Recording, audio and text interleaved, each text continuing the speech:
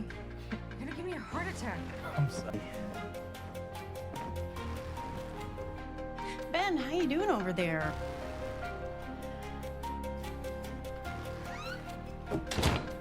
Why, it's never gonna happen in this house. You're probably not. How did you know? Night. Yeah, she made that point. Look, in my defense, I don't remember. Just wanted you to see me as more than. I love you too. We missed you guys.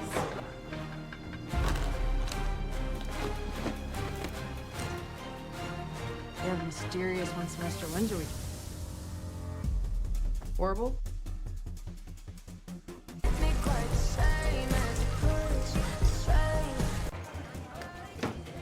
Did you not do? Hurt. Good. Crime. You look hot. Where'd you get the jacket? Thanks. It's my mom's. So, honestly, she's been like on overdrive with the mamatron. Do you ever talk to him about your life before you had living in fear? I want them to feel safe and protected. So will you come with me? Fine. Just I'm not a real diva. Chilling. Strength to this role. I'll work on that. Fuck him. Yeah. Fuck him. To the question. Fire crawls across Stu Macher's old house, but the screaming begins before the flames. Scott brought his girlfriend Madison here chasing a rumor that the original Ghostface killer somehow survived. Then the phone rings. A familiar voice toys with them from the darkness, turning their excitement into panic. Scott falls first.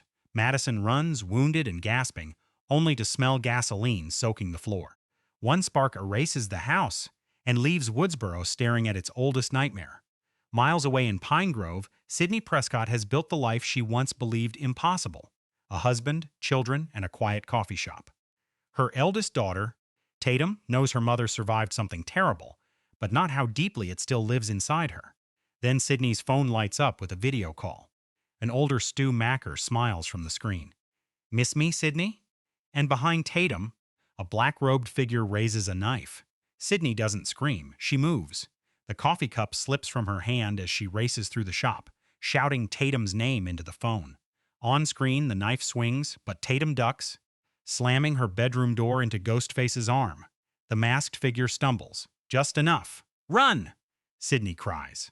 Tatum bolts downstairs, bare feet striking hardwood, while her younger sister freezes beside the kitchen table.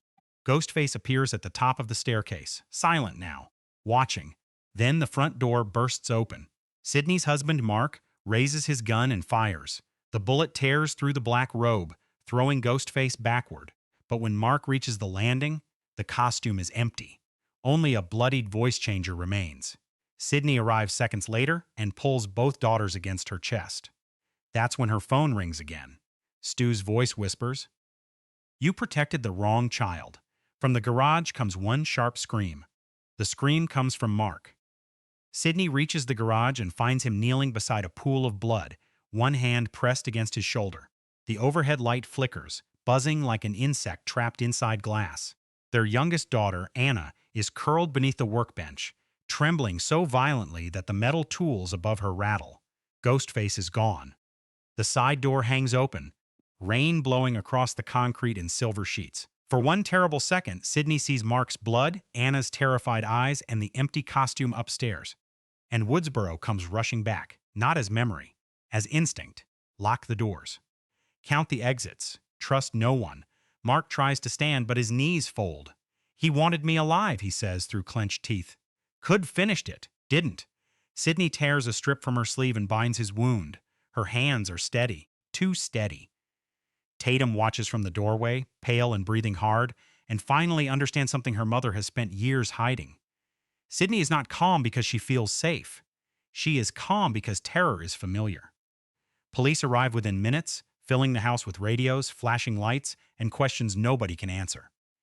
Detective Lena Cole searches every room twice. No broken window. No footprints outside the garage. No weapon. The blood upstairs belongs to nobody in the family. And the bullet Mark fired, it struck the wall. Ghostface had fallen before the shot landed. Someone wanted them to believe they had been hit. Tatum sits wrapped in a blanket while an officer photographs the bruise around her wrist. Sidney kneels in front of her. I should have told you everything. You told me enough, Tatum whispers. You said monsters don't stay dead. That wasn't what I meant. Then why did he call you? Sidney looks toward Anna, who refuses to release Mark's hand. The answer lodges in her throat. She has spent years teaching her daughters to lock doors, scan parking lots, and never reveal where they live online. She called it caution. She never called it inheritance. Mark is taken to the hospital under police guard. Sidney refuses to leave the girls, so all three ride together in the back of a patrol car. Rain smears the town beyond the windows. Every passing face seems too interested. Every dark car stays behind them 1 second too long. Tatum notices Sidney watching the mirrors. You think it's really Stu? I watched Stu Macher die, but you didn't see him buried. Sidney turns sharply. Who told you that? Tatum's silence answers first. Then she admits the truth. For months, she has been reading message boards dedicated to the Woodsboro murders. Crime scene photos, survivor interviews. Conspiracies claiming Stu was secretly removed from the house before police arrived. One account contacted her privately and sent details never released to the public. Details about Sidney's scars, her old dog, even the song Tatum's namesake used to play in her car. Sidney's fingers tighten around the seat. What was the account called? Tatum Swallows. The Last Macher. At the hospital, reporters are already waiting. Microphones rise like weapons as officers rush the family through a side entrance. Inside, the halls smell of antiseptic and burnt coffee. Mark is taken into surgery. Anna falls asleep against Sidney's chest, but Tatum keeps pacing, guilt sharpening every movement. I thought they were just obsessed, she says. I didn't give them our address. You gave them something. Tatum stops. Tears fill her eyes. A picture from the coffee shop. The school banner was reflected in the window. Sidney closes her eyes. Anger flashes first, hot and immediate. Then she sees Tatum's face. Young, ashamed, trying not to crumble, and the anger drains into something heavier. Sidney pulls her close. This isn't your fault, but the words taste false. Someone used Tatum's curiosity as a doorway, and Sidney knows exactly how killers think. They don't simply hunt people. They turn love into leverage.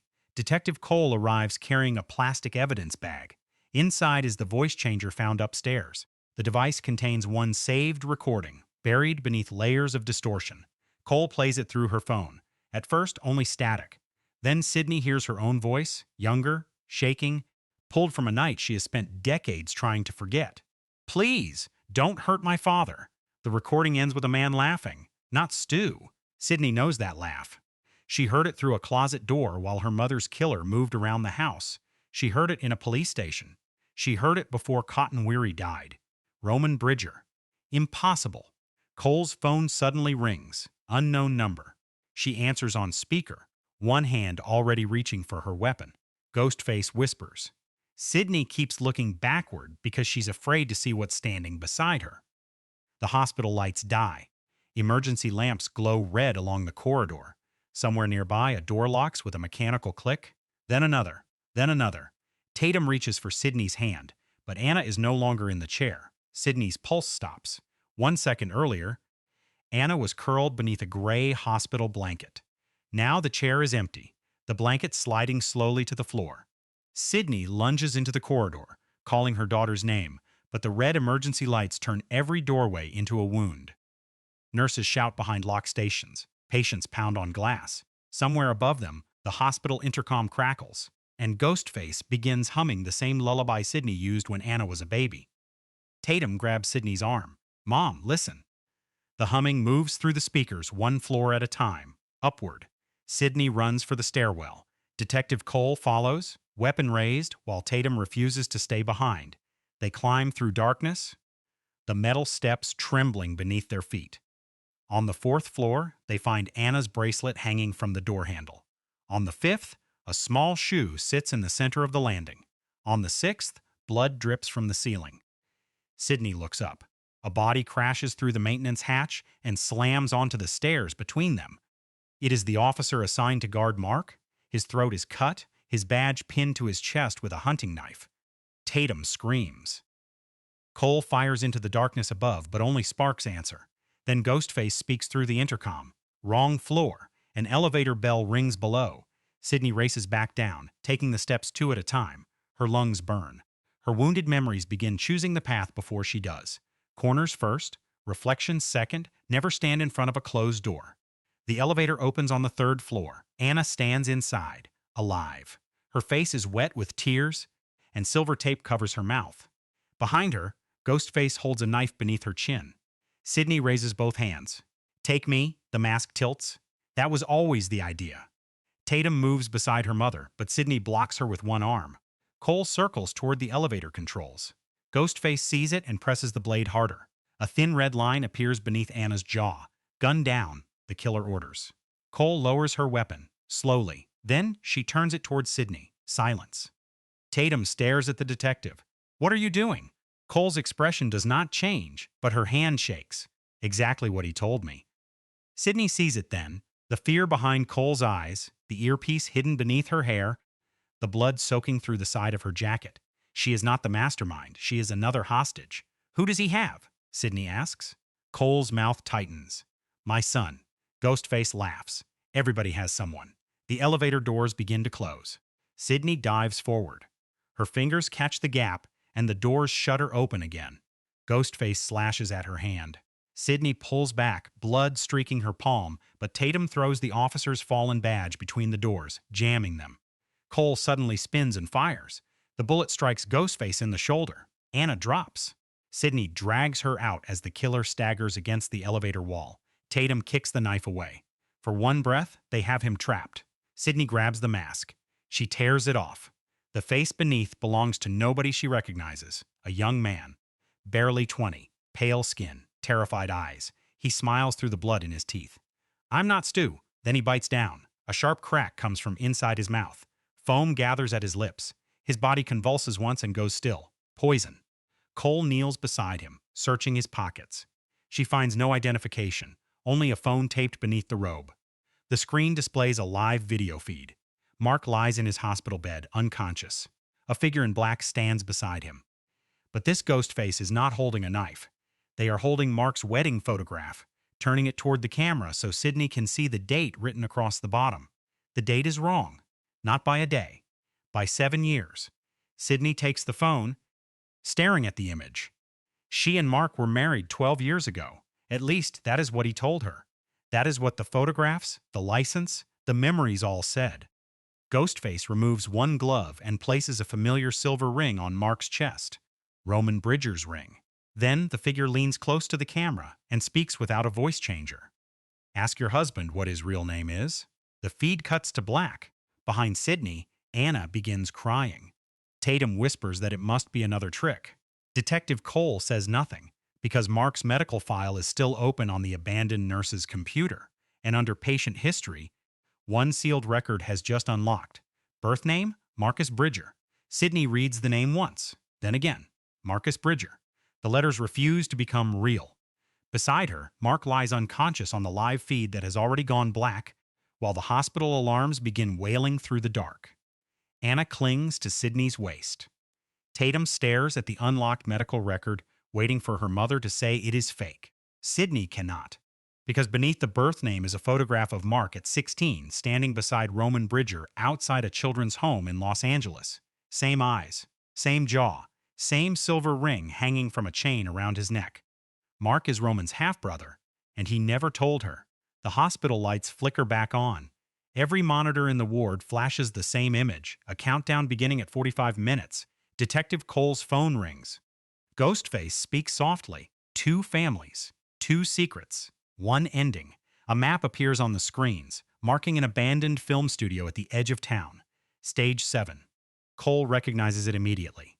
Her son's school backpack was found there 30 minutes earlier, soaked in blood that was not his.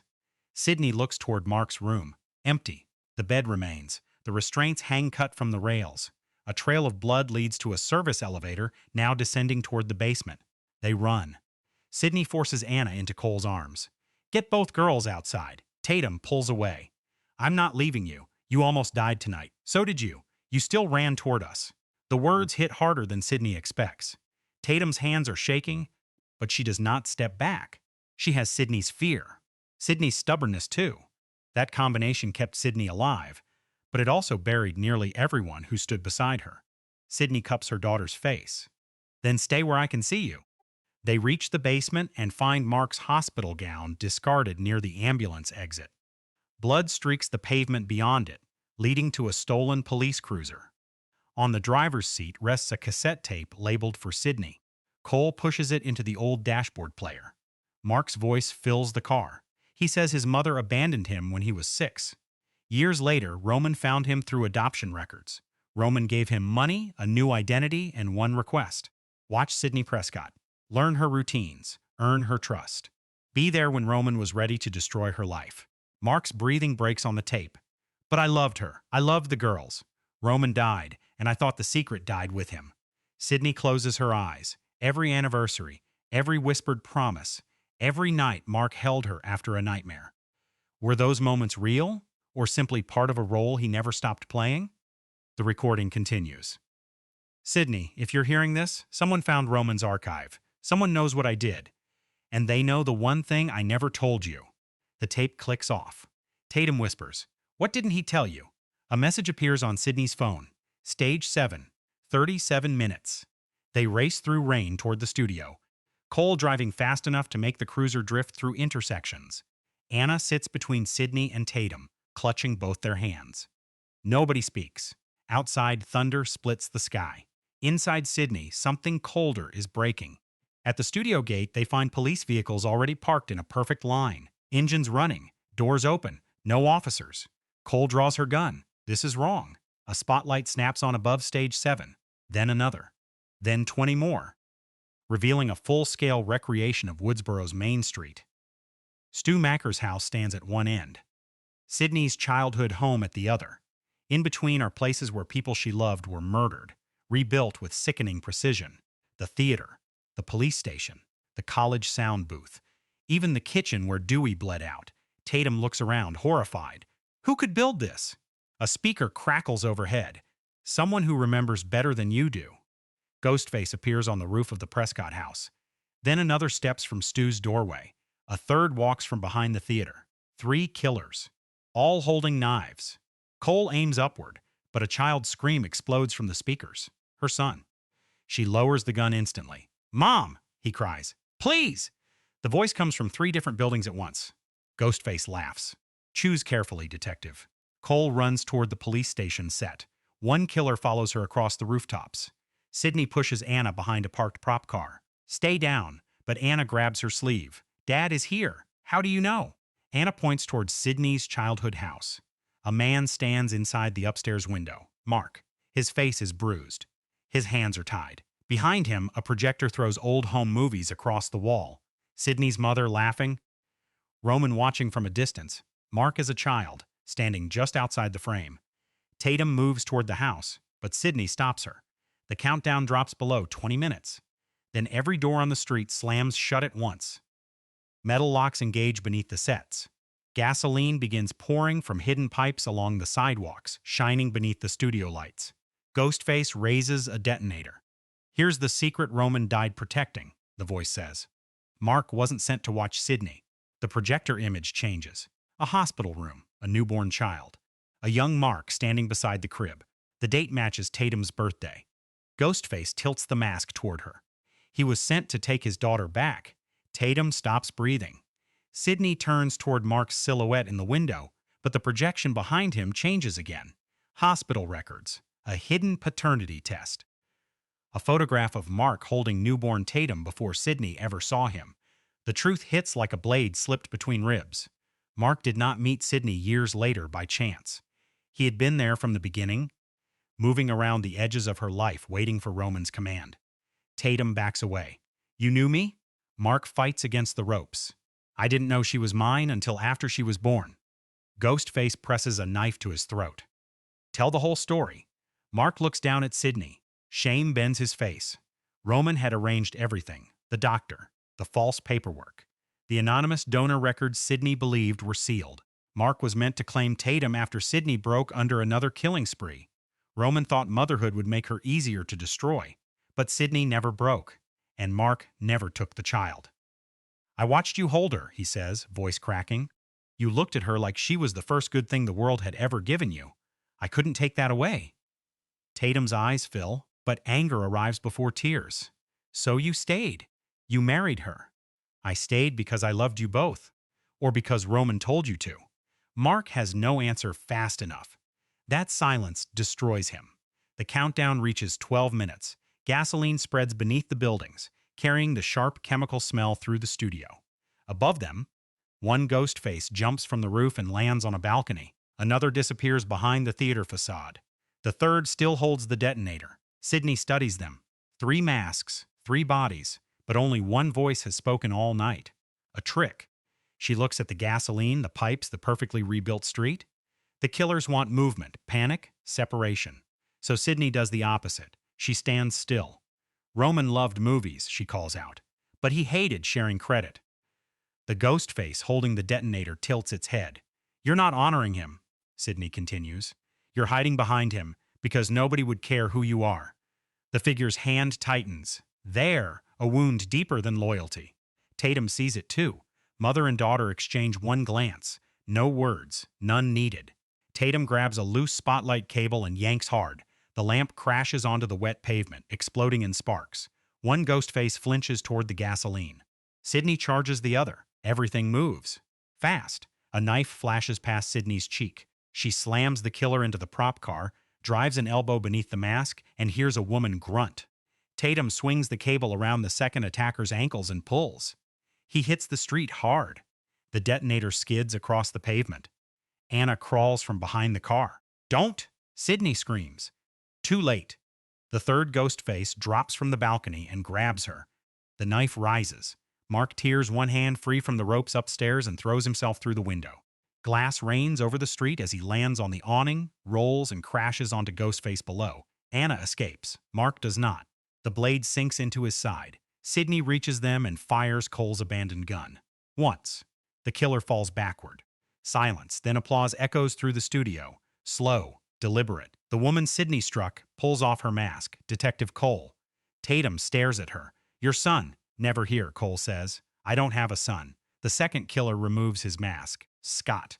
Alive. The young man supposedly murdered in Stu Macher's house smiles through blood on his teeth. The opening massacre was staged. Madison's body gave them the fire. Scott gave them the story. Cole picks up the detonator. Roman left behind more than an archive, she says. He left proof. Every lie, every hidden child, every person Sidney Prescott survived while everyone else became a footnote. Sidney kneels beside Mark, pressing both hands against his wound.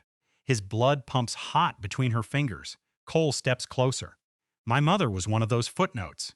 She removes a silver necklace from beneath her shirt. A tiny photograph rests inside. Angelina Tyler.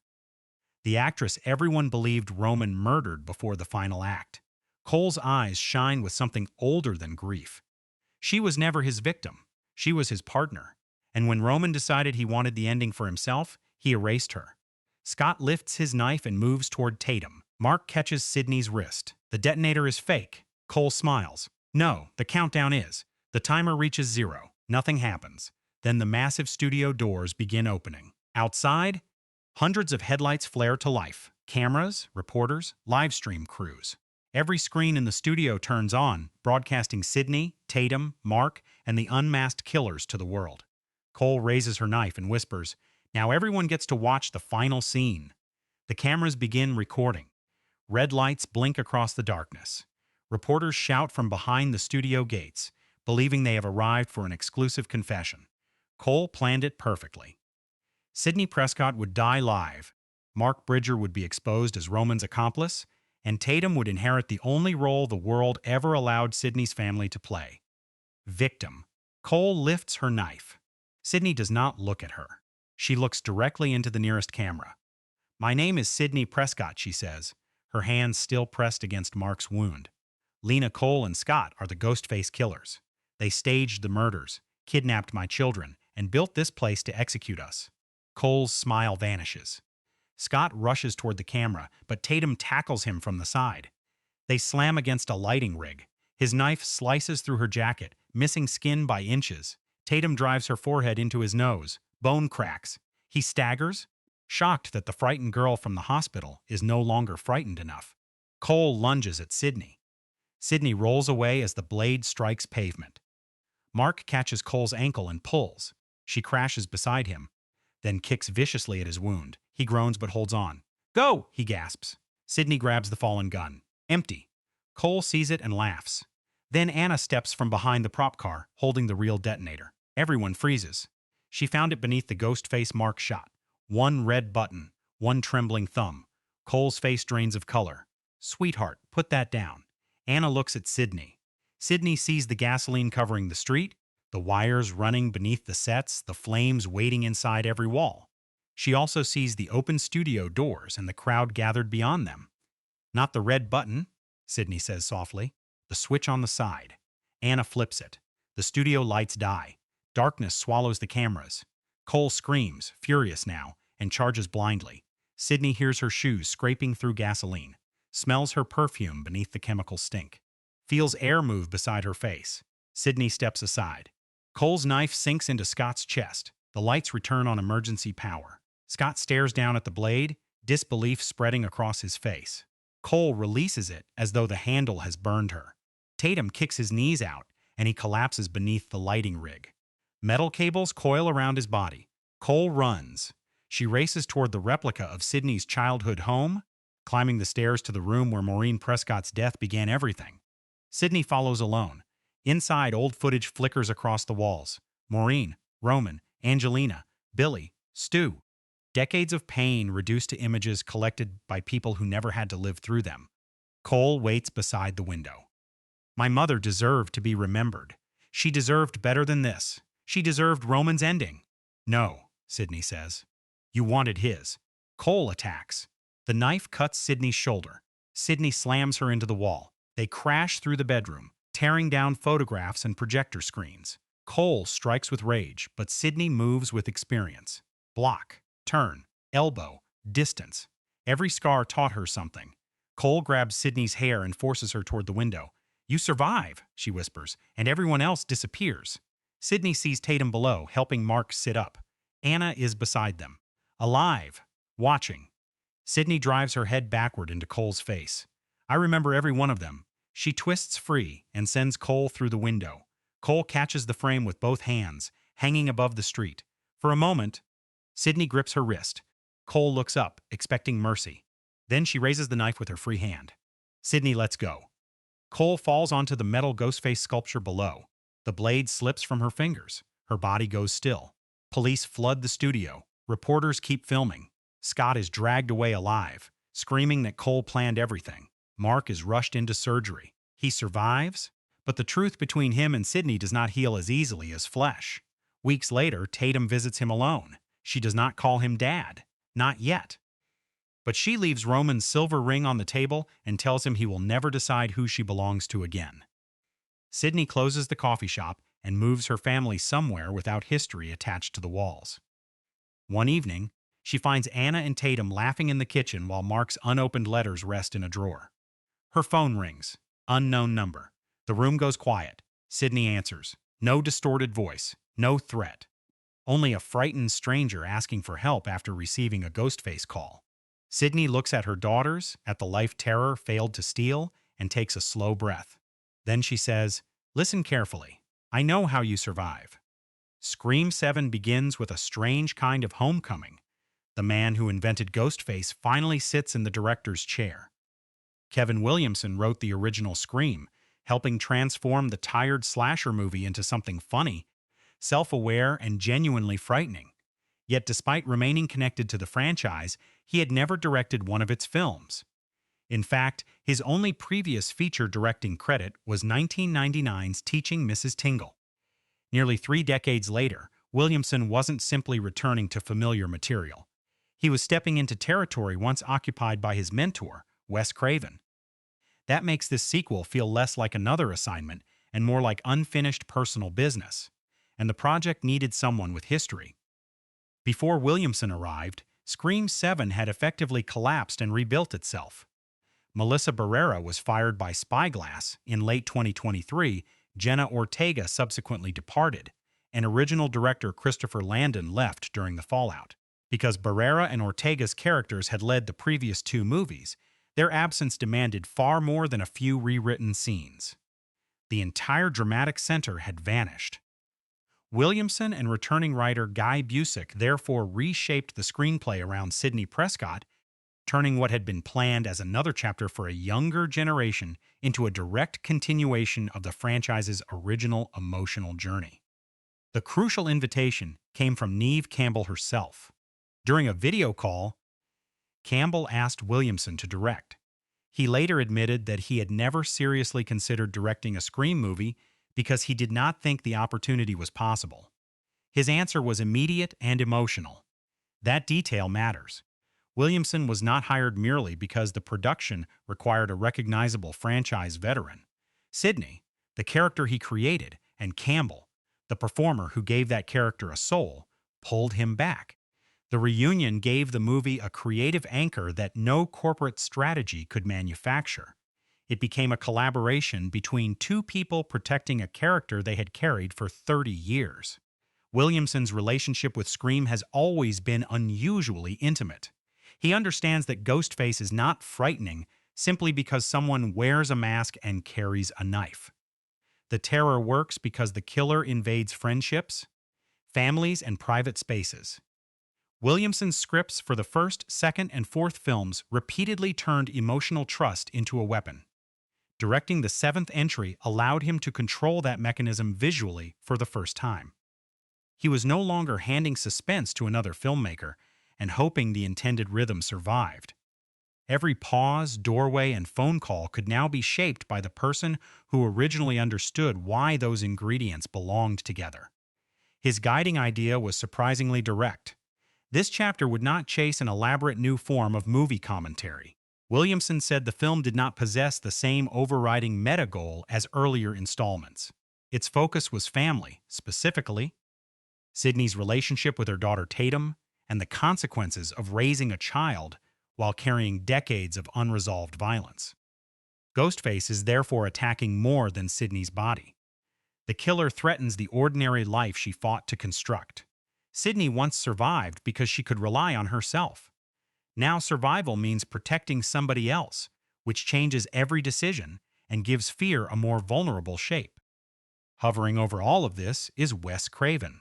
Williamson has described watching Craven work with actors, assistant directors, and cinematographers as his real education in filmmaking. Craven taught him that every choice contributes to storytelling and that horror fails when emotion becomes secondary to technique. Williamson carried that lesson into Scream 7. He and cinematographer Ramsey Nichol avoided treating the camera like an exhibition piece. The intention was clarity, tension, and emotional immediacy rather than decorative angles. Simple does not mean careless here. It means keeping the audience inside Sidney's panic instead of reminding them that a director is showing off behind the lens. That creates the defining tension in Williamson's vision. He wanted the comfort of the original films without embalming the franchise in nostalgia. Familiar characters, old wounds, and recognizable rhythms return, but the emotional question has aged with Sidney. What happens after the final girl becomes a mother? The movie's creative gamble is that domestic responsibility can generate more suspense than another increasingly complicated lecture about sequel rules. Ghostface once invaded teenage life. Now the mask enters adulthood, marriage, and parenthood. Same knife, different pressure point. Williamson's stated goal was to combine visceral scares with the emotional charge of the earlier films, using nostalgia as fuel rather than decoration. Released by Paramount on February 27, 2026, Scream 7 emerged as both sequel and reconstruction, a film born from production turmoil but redirected into Kevin Williamson's personal confrontation with his own creation. Whether every choice succeeds is another question. The intention, however, is unmistakable. Bring Sidney home, make Ghostface frightening again, and honor Craven by putting emotion before machinery. But a director's vision still needs a screenplay capable of surviving such a dramatic reinvention. And this script had to be rebuilt while the entire franchise was moving beneath it. The screenplay had to solve a brutal problem before Ghostface could stab anyone. How do you continue a story after its planned center of gravity has shifted? Rather than pretending nothing had changed, Scream 7 turns disruption into structure. The final credits divide authorship carefully. James Vanderbilt and Guy Busick receive story credit, while Busick shares screenplay credit with Kevin Williamson. That combination joins the architects of the two recent installments with the writer who created Sidney Prescott in 1996. On paper, it looks like a franchise relay race. On screen, it becomes a negotiation between two eras, built around legacy, the other around generational succession. Busick has said the filmmakers wanted to build a Sidney-centered story and approached Neve Campbell with their idea before developing the movie closely with her. Their central question was simple but fertile. What would Sidney's life look like once her daughter reached the same age Sidney was during the original Woodsboro murders? That single choice gives the screenplay a dramatic mirror. Tatum is not merely the new teenager inserted to attract younger viewers. She is a living reminder of the moment Sidney's innocence was destroyed. Every ordinary milestone in Tatum's life, school, attraction, independence, therefore carries an invisible countdown that only her mother can hear. Here's what makes that setup work. Sidney's greatest strength becomes her most dangerous weakness. She survived 6 films by remembering everything, questioning everyone, and refusing to underestimate violence. As a parent, however, she tries to achieve the impossible. She wants to protect Tatum by burying the very history that taught her how to survive. Williamson describes Sidney as unable to discuss her past without the conversation ending in death and horror. Withholding that history consequently leaves Tatum less prepared when danger arrives. The screenplay turns silence into a character flaw, not because Sidney is foolish, but because trauma has convinced her that knowledge itself can be contagious. That is classic Scream construction. The emotional problem exists before the killer appears, then Ghostface forces it into the open with a knife. Sidney and Tatum begin separated by everything they cannot say. Tatum wants the ordinary intimacy of a mother-daughter relationship. Conversations about school, first love, and the confusing mechanics of growing up. Sidney hears those requests through the filter of Maureen Prescott, Billy Loomis, and everybody left behind. One character is reaching for connection. The other mistakes distance for protection. When the attacks begin, the external chase merely physicalizes the argument already taking place between them. They cannot survive together until they learn how to speak honestly together. Structurally, the movie returns the franchise to the enclosed pressure of a family under siege thriller. Scream 6 expanded outward into New York, using crowded public spaces, apartment buildings, and subways to create the feeling that Ghostface could appear anywhere. Scream 7 contracts that geography. Sidney has created a quiet domestic world, so the screenplay's job is to contaminate it room by room. Home should represent the reward for surviving Woodsboro. Instead, windows become observation points, hallways become traps, and family routines become information a killer can exploit. The scale narrows, but the stakes grow more intimate. Sidney is no longer fighting for a future she hopes to have. She is defending the future she already built. The writing also steps away from making franchise commentary the dominant engine. Earlier sequels explain themselves through rules. Sequels are bigger, trilogies rewrite history, requels recycle legacy, franchises protect nobody. This chapter still carries the series' self-awareness, but its real organizing principle is inheritance. What does a final girl pass down besides survival instincts? Can courage be taught without transferring fear? And can a child understand a parent whose entire personality was shaped by events the parent refuses to describe? Those questions give the film thematic momentum even when its mystery mechanics fall back on familiar misdirection, suspicious neighbors, and strategically timed telephone calls. That familiarity is both the screenplay's comfort and its limitation. Returning Sidney to the center provides immediate emotional weight, but it also tempts the story to treat recognition as revelation. A familiar name can produce applause without deepening the mystery. A callback can reward longtime fans while interrupting suspense. The strongest writing resists that trap by making the past affect Sidney's choices rather than simply parading old mythology through the frame. Nostalgia works when it hurts. When it becomes a roll call, the knife loses its edge. Williamson and Busick ultimately construct Scream 7 around a clean, dramatic progression. Secrecy creates distance, Violence exposes the cost of that distance, and survival demands a new form of trust. It is less concerned with teaching Tatum the rules of horror movies than with forcing Sidney to teach her the rules of living after horror. That gives the screenplay a human foundation beneath its franchise machinery. Yet words on a page can only suggest a family bond. The next challenge was finding actors who could make decades of fear, love, and resentment feel inherited, and casting Sidney's daughter meant choosing someone capable of standing beside one of horror cinema's most enduring survivors. Casting Scream 7 meant finding someone who could plausibly stand beside Sidney Prescott without looking like a temporary replacement for the Carpenter sisters. The production found that person in Isabel May. Known primarily for playing Elsa Dutton in 1883 and narrating 1923, May arrived with something unusually valuable for a slasher sequel: emotional gravity. She can project innocence without seeming fragile and seriousness without becoming humorless. Kevin Williamson personally approached her about playing Sidney's eldest daughter, Tatum Evans, while returning casting director Rich Delia, who also worked on the 2022 Scream and Scream 6, helped build the larger ensemble around her. May understood the responsibility immediately. Before meeting Williamson, she watched all 6 previous films across 2 days, preparing as though the director might test her knowledge of every killer and surviving character. He did not.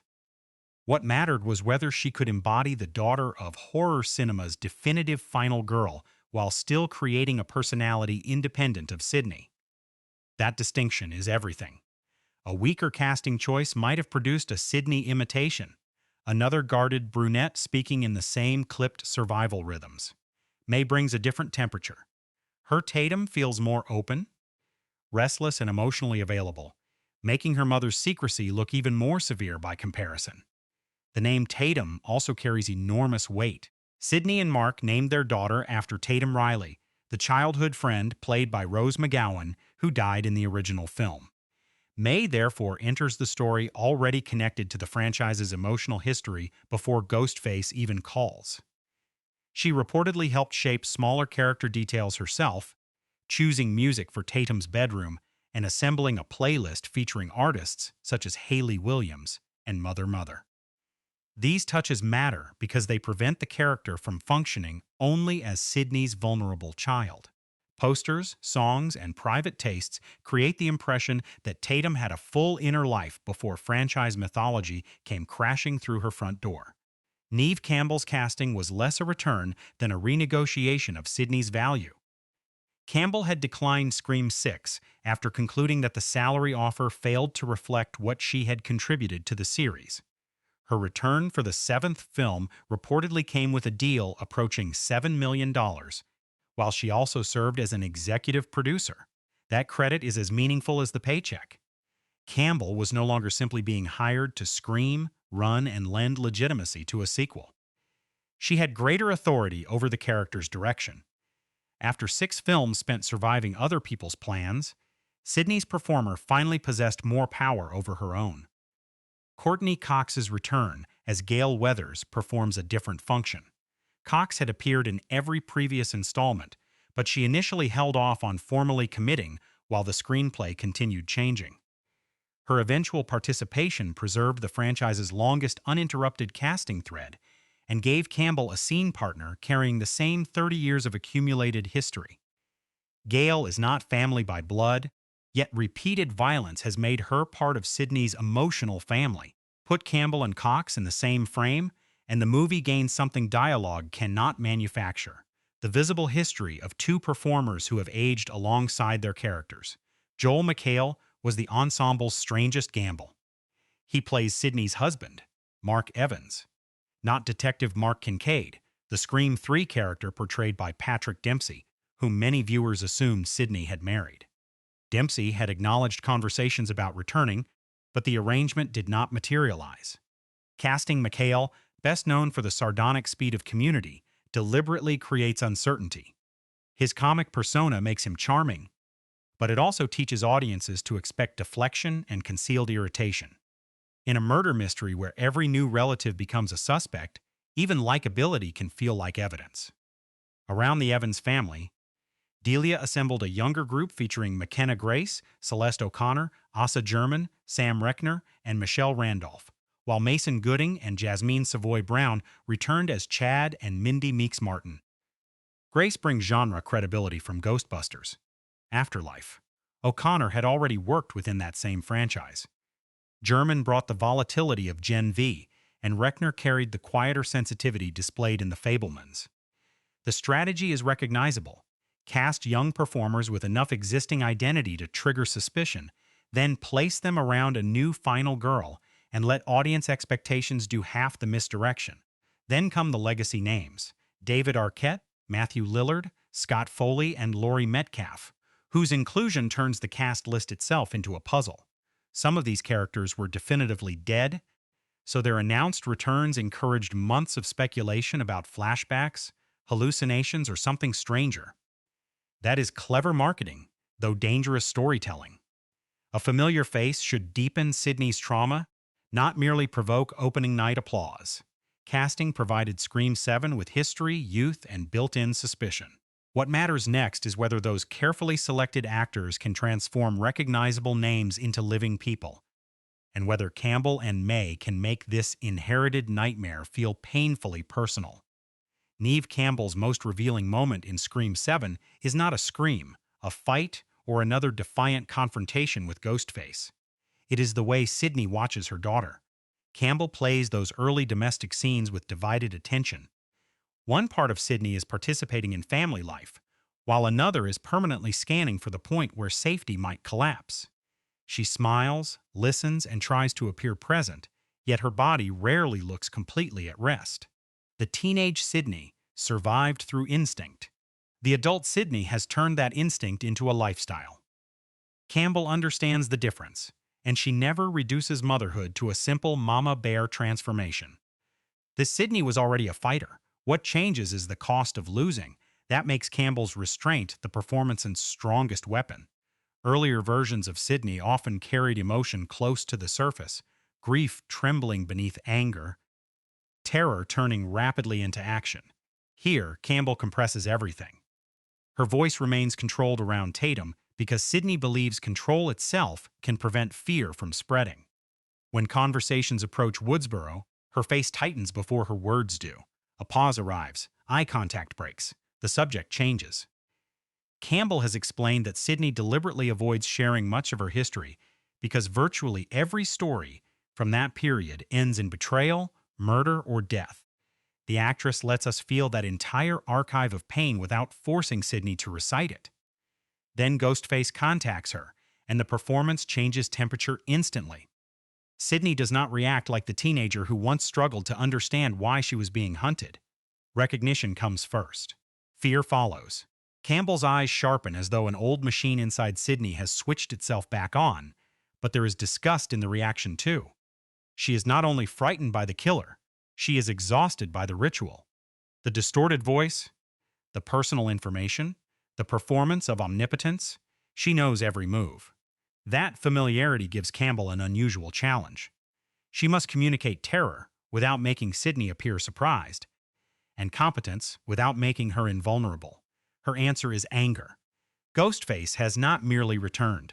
He has trespassed into the life she built after him. Watch Campbell during the sequences where danger shifts toward Tatum.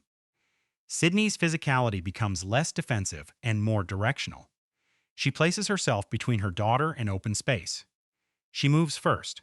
She looks toward exits while everyone else is still processing the threat. None of this is announced through dialogue, which is why it works. Campbell has played Sidney long enough that survival appears embedded in muscle memory. Yet the movie wisely allows that experience to become a burden. Sidney's instincts are fast, but her body is no longer treated like an indestructible slasher mechanism. Every impact lands harder. Every chase carries the awareness that surviving for yourself and surviving while protecting a child are completely different physical equations. The home invasion passage makes that distinction visible. Sidney and Tatum move through a narrow space behind the living room wall while Ghostface drives a blade through from the opposite side. It is a compact piece of suspense, but the acting gives it weight.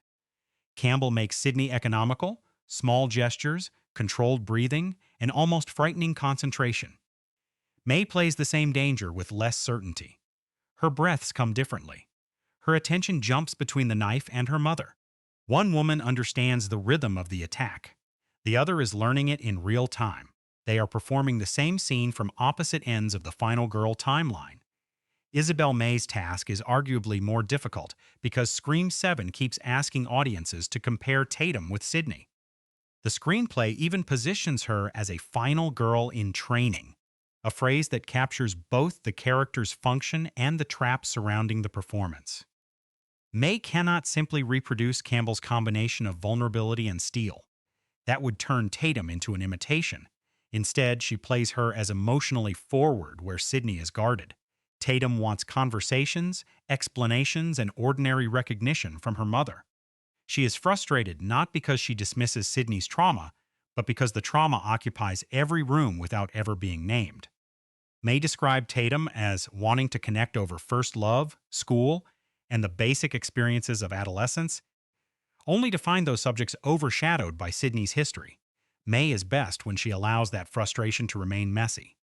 Tatum can sound impatient, even unfair, because teenagers rarely express emotional needs with therapeutic precision. She pushes at Sidney's boundaries without understanding what is trapped behind them. There is anger here, but also curiosity. May's face often searches Campbell's as though Tatum is trying to locate the version of her mother everyone else seems to know. The survivor celebrated by Gale, discussed online and fictionalized through the Stab movies. To the world, Sidney is mythology. To Tatum, she is the woman who refuses to answer a simple question.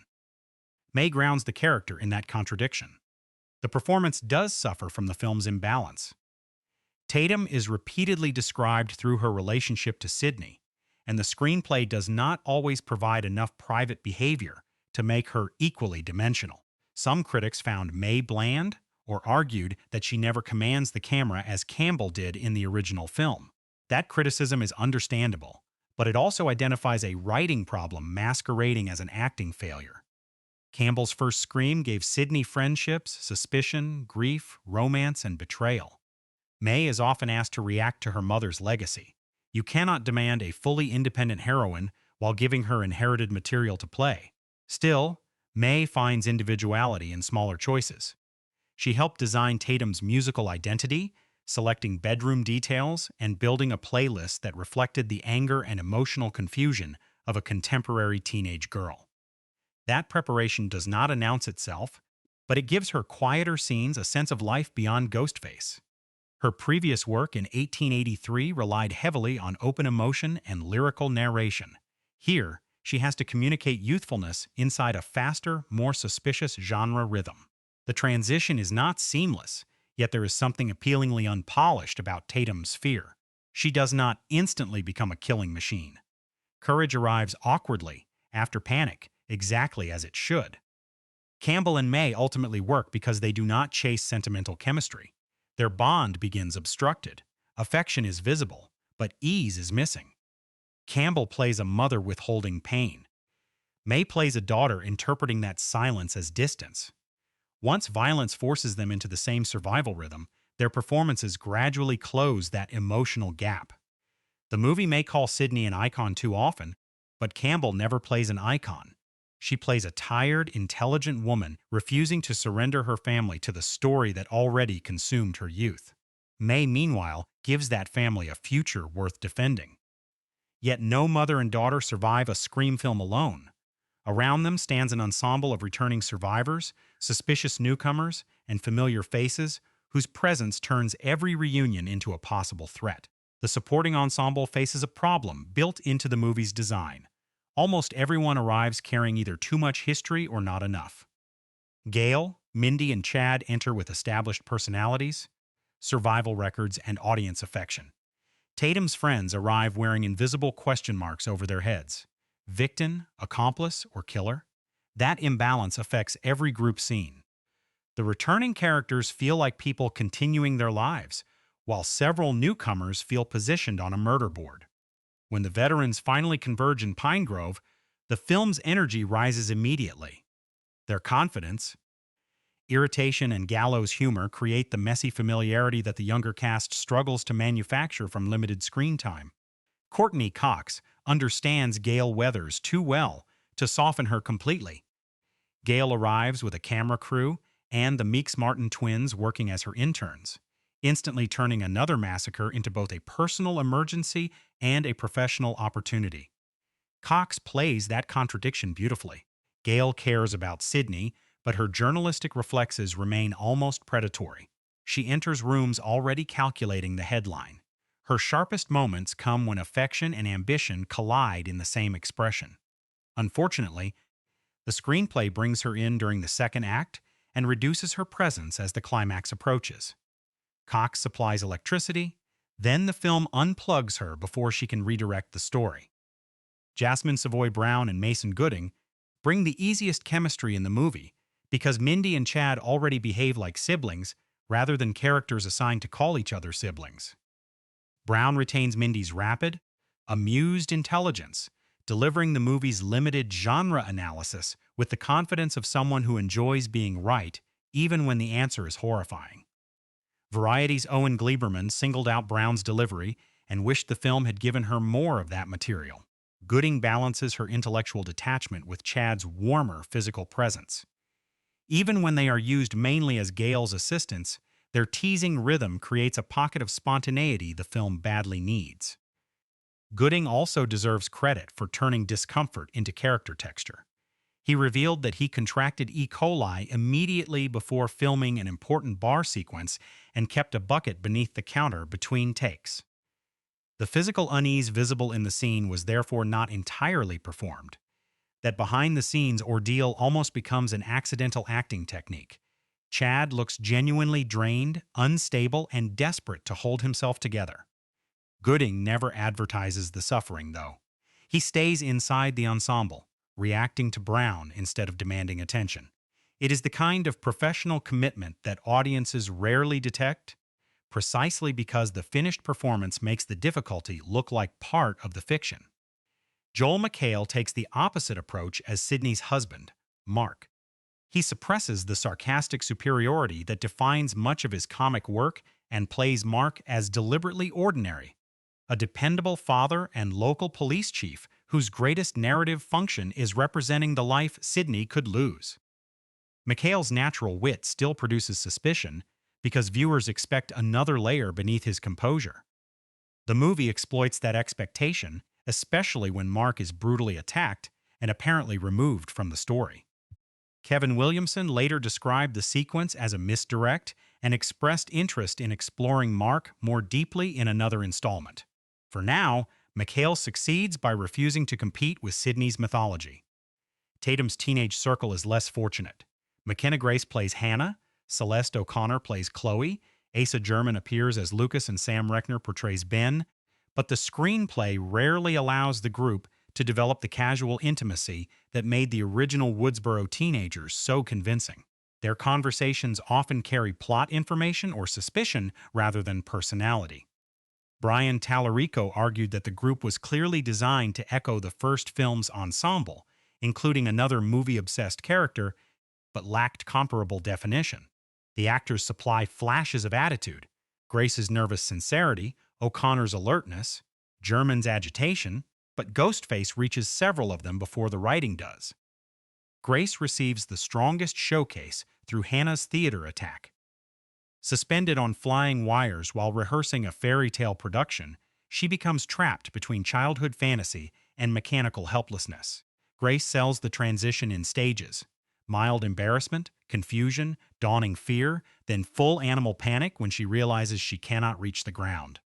Williamson based the sequence partly on his own experience with theatrical fly systems and wanted the violence to transform something sweet and colorful into a grotesque tableau. The staging is memorable, but Grace makes it upsetting. Her kicking and grasping never look choreographed.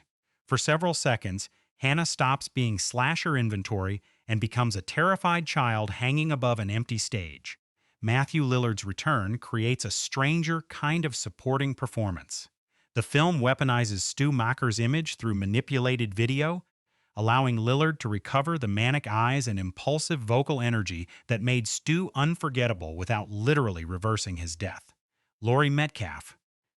Scott Foley and David Arquette also appear through deepfake imagery as figures from Sidney's past, turning beloved actors and dead villains into instruments of psychological torture.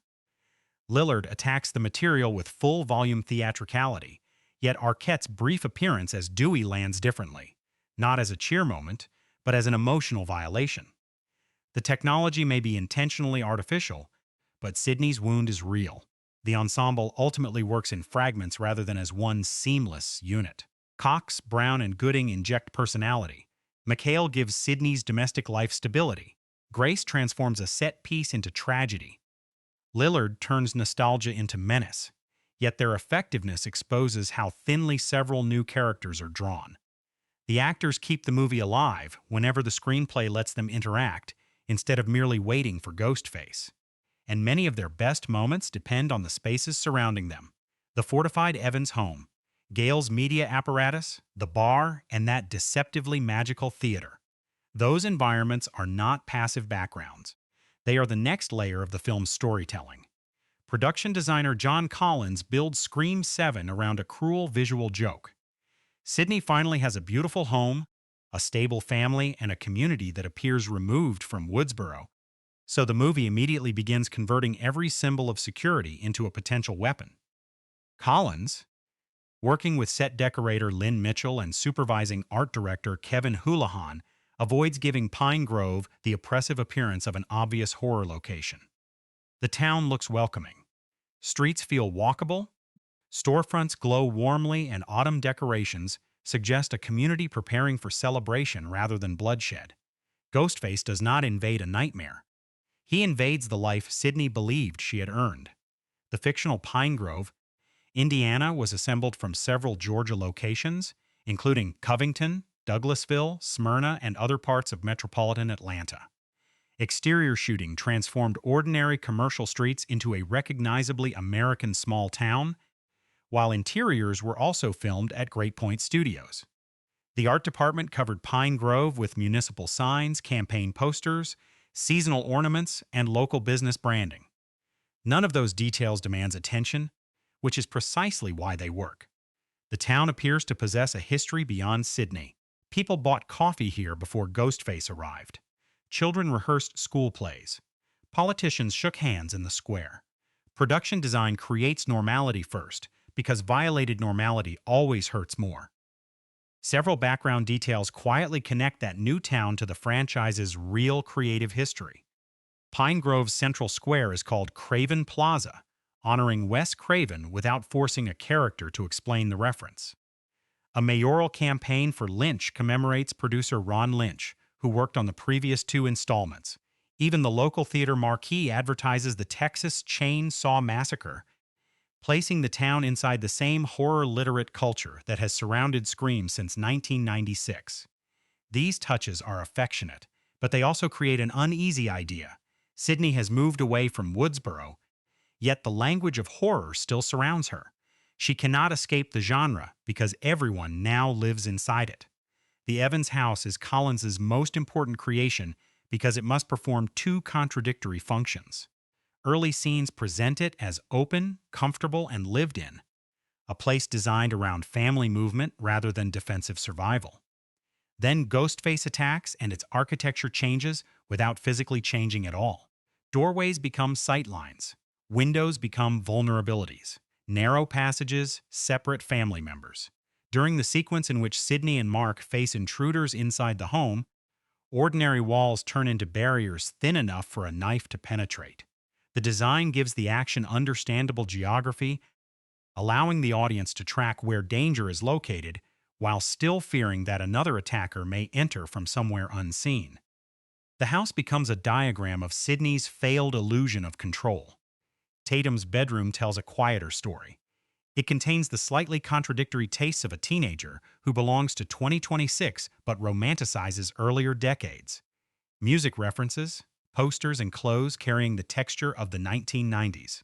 Isabel May helped develop that identity, describing Tatum as an old soul who sometimes dresses in ways that reflect what her mother once wore.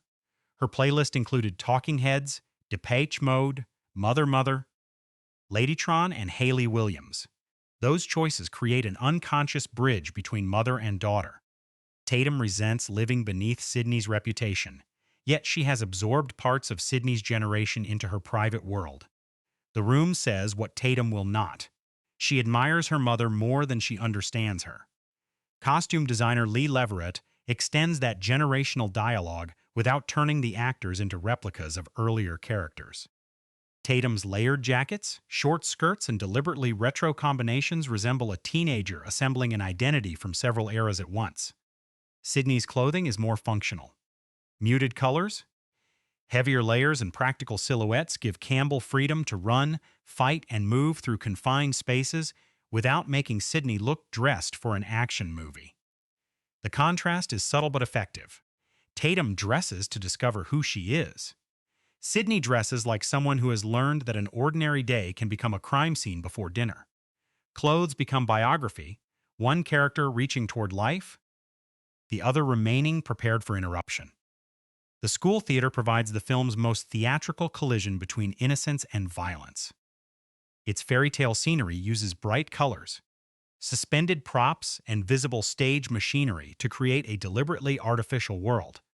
Then Ghostface weaponizes that machinery during Hannah's attack.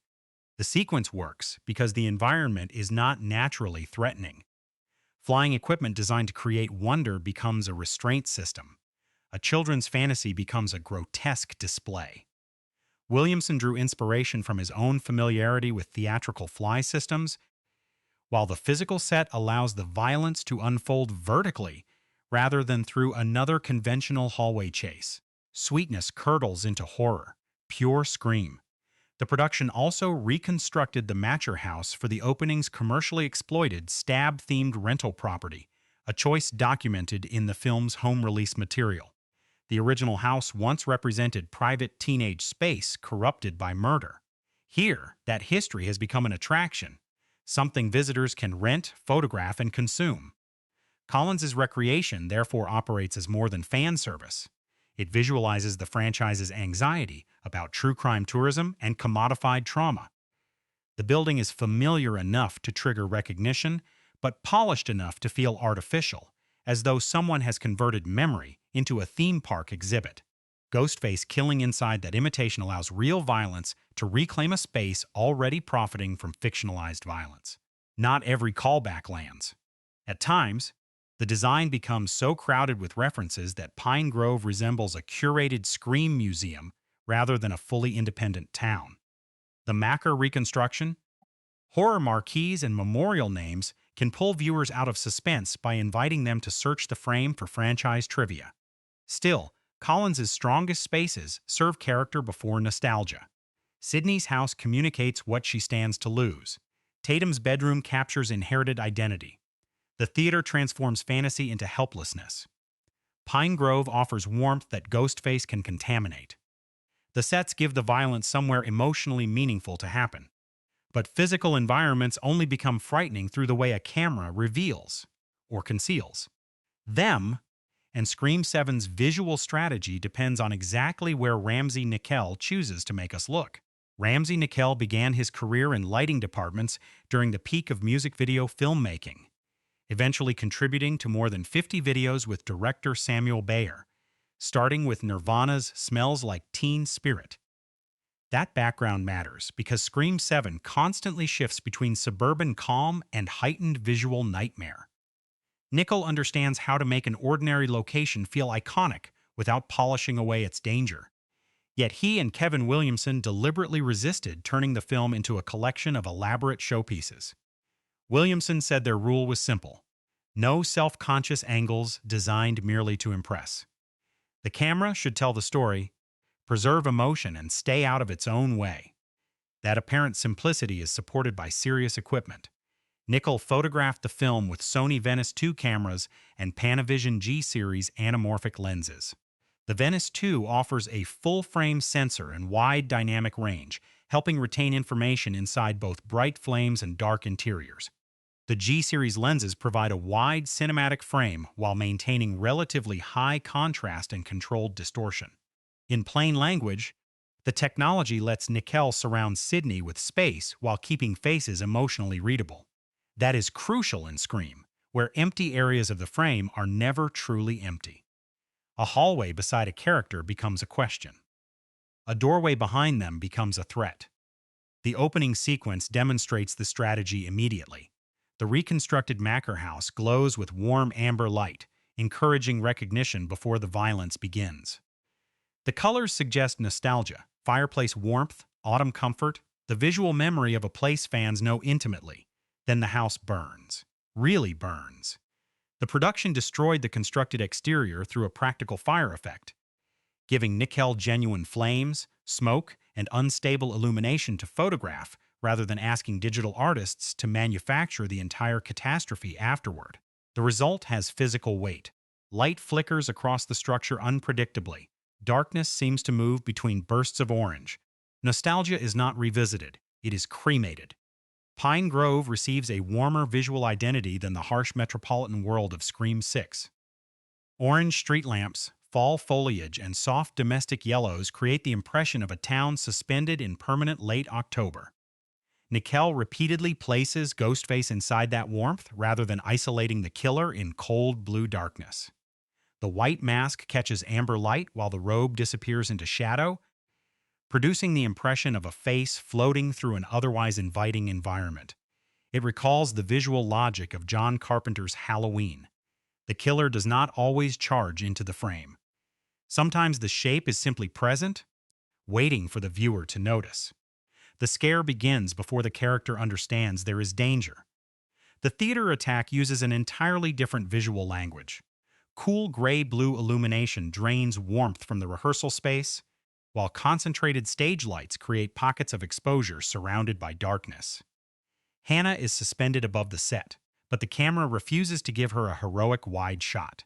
Instead, framing emphasizes distance from the floor, the machinery holding her body, and the empty space beneath her feet. Williamson wanted victims to struggle rather than function as passive targets. And Nickel photographs that struggle clearly enough for every movement to register. The sequence becomes frightening through geography. We understand where Hannah is, where Ghostface may be, and why escape is physically impossible. Inside the Evans home, the widescreen composition becomes almost cruel. Family scenes initially distribute Sidney, Mark, and Tatum comfortably across the frame, using horizontal space to communicate domestic stability. Once Ghostface enters, that same width creates separation. A character occupies one side while negative space, the apparently unused portion of the image, dominates the other. Your eyes begin searching corners instead of watching faces. During the wall attack, the cinematography becomes tighter and more fragmented, but it never abandons spatial clarity. We know the blade is coming through one side, we know Sidney and Tatum are trapped on the other, and we understand how little protection the architecture provides. Confusion would reduce the fear. Precision sharpens it. Nickel is also careful about camera movement. Conversations generally remain measured, allowing performances to control rhythm. Pursuits introduce handheld instability and faster reframing, but the image does not shake so violently that Ghostface becomes unreadable. The killer needs weight. When the camera follows too chaotically, a masked attacker can feel like an abstract blur. Here, Ghostface repeatedly occupies a clear physical relationship with the victim. Distance closes. The knife rises. An escape route disappears. Williamson's stated preference for chase scenes becomes visible in the framing because the camera treats each pursuit as a progression of decisions rather than a random montage of running and screaming. The color grade, completed at Company 3 by Stephen Nakamura with additional color work from Nick Nassif, pushes those contrasts aggressively. Warm exteriors can appear almost golden, while night sequences sink into deep blacks interrupted by hard highlights. That choice has divided viewers, particularly when home displays crush shadow detail or streaming compression muddies darker scenes. In a properly projected image, however, the intention is persuasive. Darkness is allowed to look genuinely black rather than television gray. The weakness is inconsistency. A few interiors feel more underlit than tense, and some heavily graded passages approach the polished appearance of prestige television instead of the textured immediacy of Craven's films. Visual effects supervised by Christian Wood and created in part by crafty apes support the practical photography, especially where the film manipulates returning faces and blends impossible imagery with Sidney's reality. The digital work is most effective when it remains psychologically disturbing rather than technically convincing. Some legacy apparitions are supposed to feel wrong, memories processed through a killer's technology, but their artificial surfaces occasionally pull attention away from Sidney's fear. Nichols' practical images are stronger: fire-consuming wood, a knife-puncturing plaster, Ghostface emerging from shadow. His cinematography cannot repair every weakness in the screenplay, but it gives the film shape, atmosphere, and physical menace. And what the camera makes visible, Marco Beltrami's returning music makes impossible to escape. Marco Beltrami's return does more than restore a familiar musical voice. It reconnects Sidney Prescott to the emotional language that helped define her before Scream became an endlessly self-referencing franchise.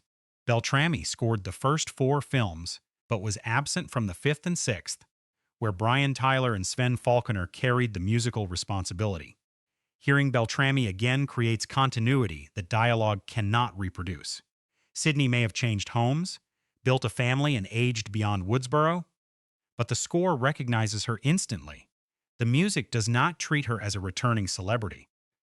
It hears the frightened teenager still buried beneath the experienced survivor, and then surrounds that vulnerability with the force of everything she has endured. Beltrami's original Scream approach always balanced 2 identities: aggressive horror scoring and wounded melodrama. That combination matters even more here because Scream 7 is built around family rather than another elaborate explanation of sequel rules. The harsher material drives chases with stabbing strings, heavy percussion, and brass that seems to lunge alongside Ghostface.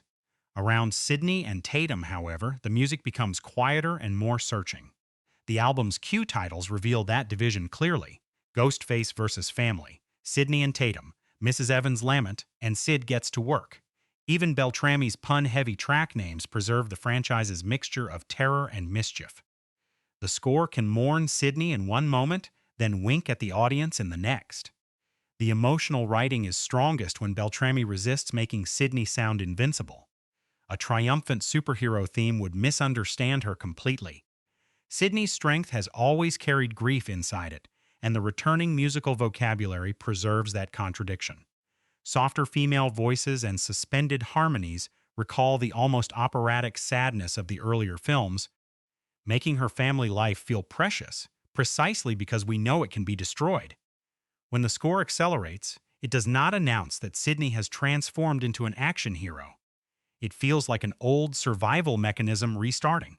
Familiar rhythm, familiar dread. A woman being forced back into a version of herself she worked decades to escape.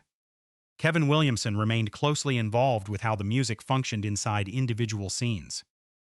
Re-recording mixer Tom Ozanich described Williamson shifting musical material when a pursuit needed more propulsion, then clearing it away when tension required breathing room. That flexibility prevents Beltrami's return from becoming an uninterrupted nostalgia concert. The score often withdraws before the most effective scares, allowing environmental sound to carry the suspense. Music tells us Sidney's history. Silence tells us Ghostface may be close. The film works best when those 2 forces alternate rather than compete. The bar sequence provides the cleanest example. When Chloe hides behind the counter, the filmmakers remove the score until little remains except a refrigerator's electrical hum and Ghostface's measured footsteps. Nothing musical instructs us when to jump. We listen instead. One step, another, then apparent absence. The sound team originally experimented with making Ghostface move almost silently, but that left him disconnected from physical reality. Footsteps gave the costume weight, while occasional squeaks from the rubber mask became a substitute for the vocal reactions Ghostface never makes during an attack. He is not a floating supernatural shape. He is a body moving somewhere just beyond sight. Roger Jackson's voice remains the film's most important instrument. The sound team compared Jackson's new performance directly against recordings from the original film and recognized that age had changed its pitch and texture. Rather than digitally forcing him to sound exactly as he did in 1996, they emphasized the rougher, gravel-heavy quality now present in his delivery. The result gives Ghostface an angrier edge. The personality remains playful, theatrical, and cruel, but the voice feels worn by repetition, as though Ghostface himself has aged alongside Sidney. The opening also resurrects the original kitchen telephone ring from the first Scream, a tiny sound cue capable of collapsing 30 years into a single second. Dolby Atmos allows the mix to make danger spatial. During the burning house sequence, flames travel through the surround field, while music and effects shift positions so neither becomes an indistinguishable wall of noise. The mixers intentionally create peaks and valleys, briefly narrowing the soundtrack into Madison's subjective perspective before the fire expands around the auditorium. The garage attack becomes even more tactile. Dozens of hanging plastic sheets receive individual sound placement, surrounding the audience with layered rustling, while Mark's breathing and movement are carefully controlled. More sound did not automatically mean more fear. The team repeatedly removed elements until every surviving noise had a dramatic purpose. That same discipline shapes the knife-through-the-wall sequence.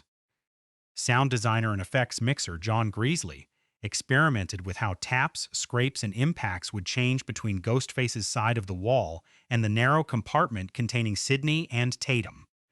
The scene remains anchored to their point of view, even when the image cuts back to the attacker. A knife heard too early would spoil its appearance.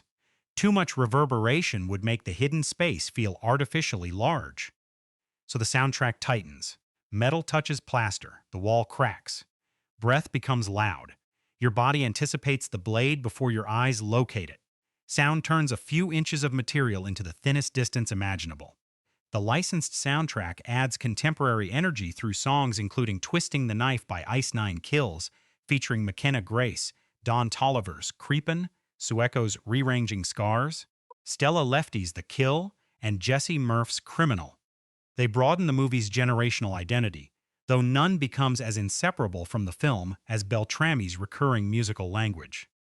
His 24-track, 50-minute score is the true sonic spine. It remembers Sidney when she is trying not to remember herself. Yet creating that sound required far more experimentation than the finished film exposes. And the production journey behind Scream 7 involved rewritten plans, practical destruction, technical revisions, and a franchise attempting to stabilize itself while cameras were preparing to roll. The most dramatic event in the production of Scream 7 happened before Kevin Williamson filmed a single frame.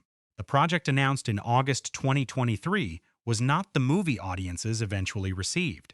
Christopher Landon had been hired to direct a continuation centered on Sam and Tara Carpenter, but that version collapsed after Spyglass dismissed Melissa Barrera over social media posts the company characterized as anti-Semitic. Jenna Ortega departed shortly afterward, later explaining that she no longer felt the project was the same one she had agreed to make. Landon then left amid death threats from people who wrongly blamed him for Barrera's removal. 3 departures, 2 missing protagonists, 1 film with no functional center. The producer's solution was not a conventional rewrite. It was closer to rebuilding a house after removing its foundation. Guy Busick remained from the previous creative team, while Williamson joined him in reshaping the screenplay around Sidney Prescott and her teenage daughter. Industry sources estimated that the rewrite itself cost roughly $500,000, while delays, inflation, travel, and additional construction contributed to a production budget reported at $45 million, $10 million more than Scream 6. That is unusually expensive for a franchise built partly on the economical simplicity of a mask, a knife, and suspicious teenagers. The extra money did not merely buy scale. It bought recovery from a production that had already lost time, talent, and its original dramatic direction. Williamson entered that situation carrying 30 years of emotional investment, but very little recent directing experience. Scream 7 was only his second feature as director after teaching Mrs. Tingle in 1999. He has credited Wes Craven with teaching him the mechanics of filmmaking, how directors collaborate with actors, assistant directors, and cinematographers, and how every practical decision becomes part of the storytelling. Yet he also remembered Craven's warning in the most concrete possible way. There is never enough time.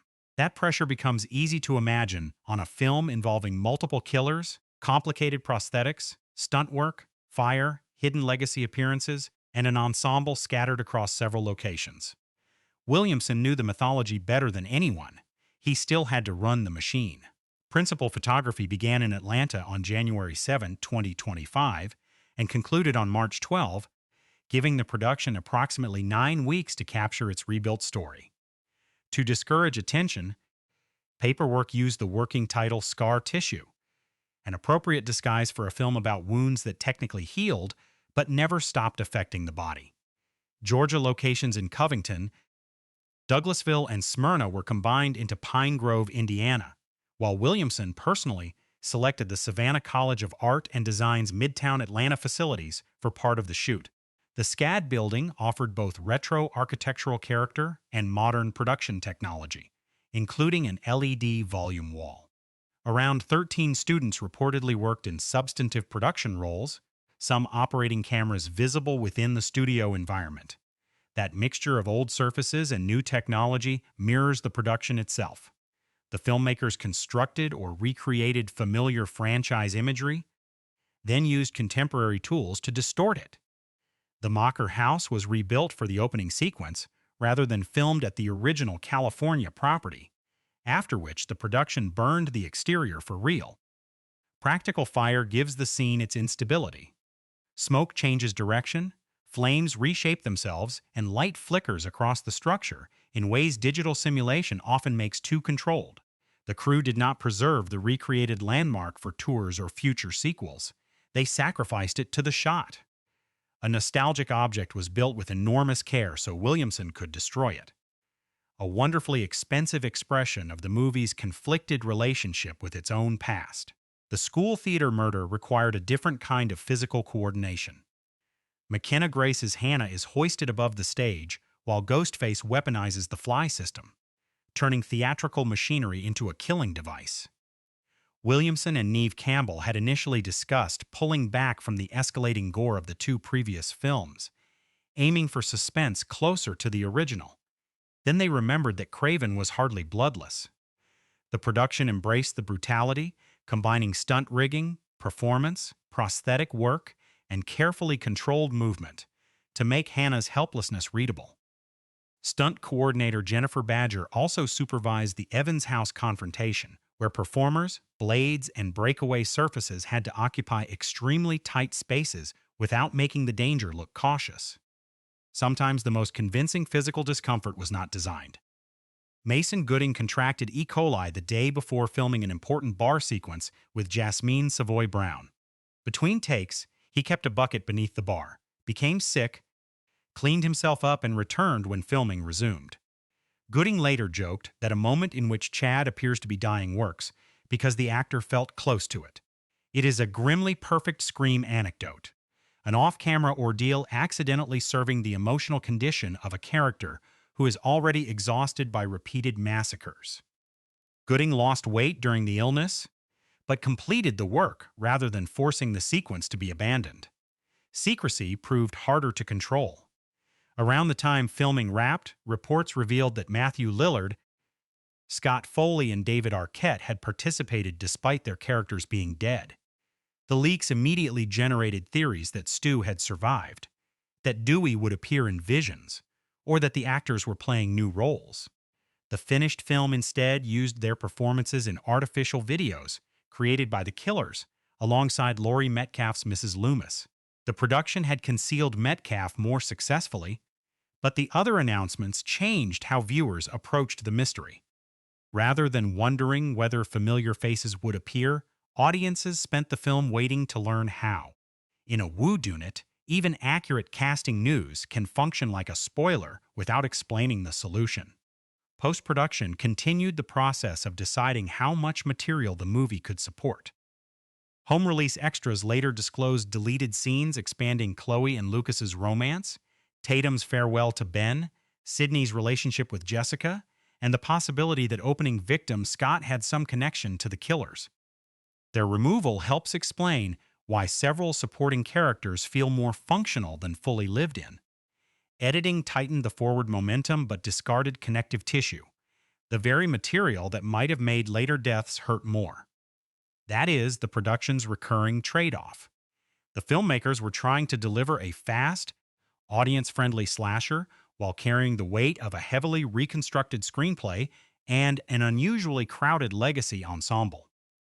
What emerged is neither the effortless reunion suggested by its marketing, nor the total catastrophe predicted during its troubled development.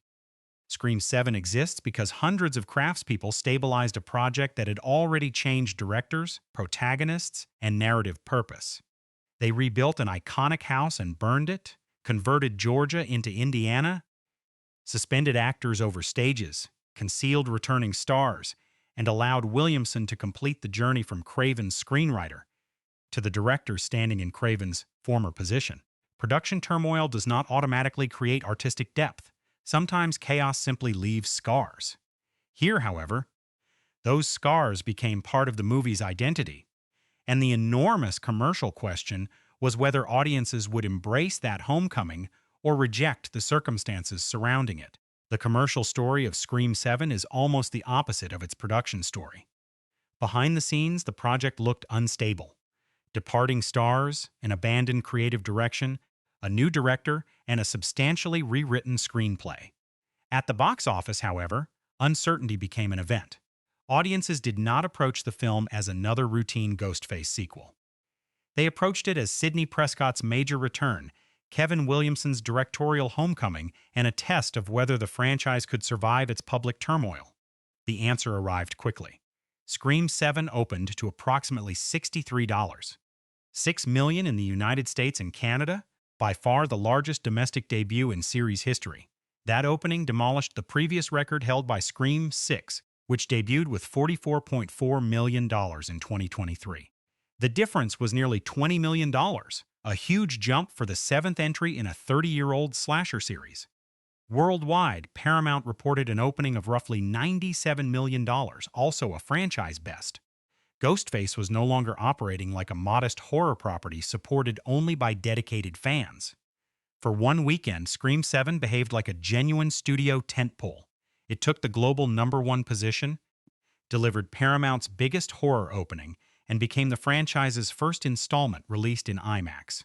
Neve Campbell was clearly the center of that marketing success.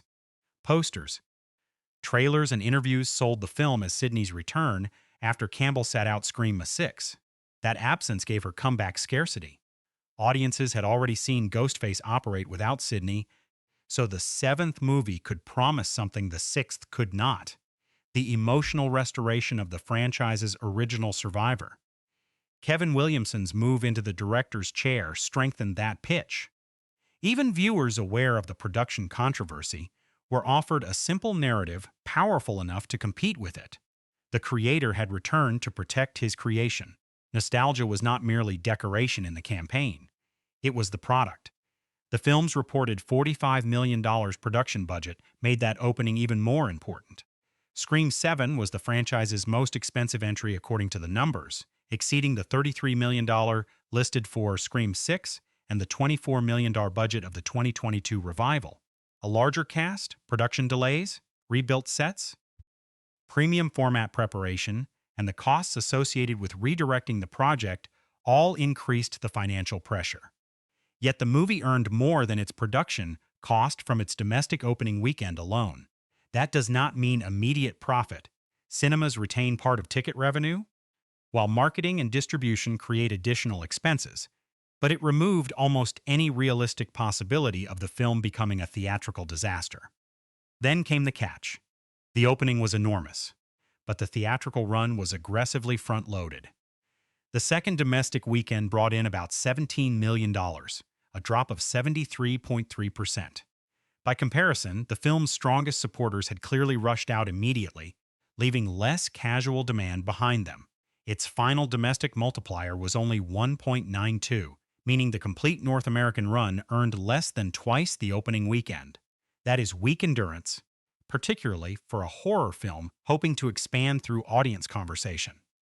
The movie sold the reunion brilliantly, it had more difficulty convincing undecided viewers that they needed to experience it theatrically after opening night. Even so, the opening was large enough to make those short legs survivable.